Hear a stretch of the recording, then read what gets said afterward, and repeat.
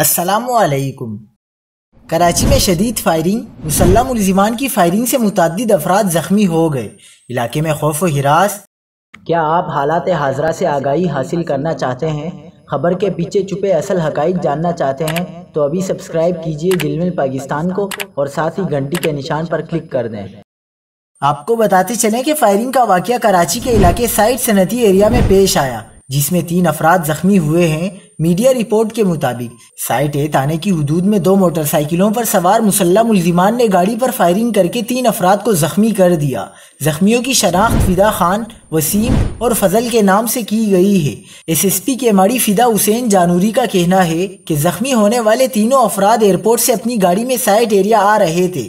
2 motor سائیکلوں پر سوار ملزمان نے تعاقب کیا اور ایک موٹر سائیکل پر سوار 2 ملزمان نے گاڑی پر فائرنگ کی، جس کے نتیجے میں تینوں افراد زخمی ہو گئے، جنہیں اسپتال منتقل کیا گیا۔ تینوں افراد کی حالت خطرے سے باہر ہے۔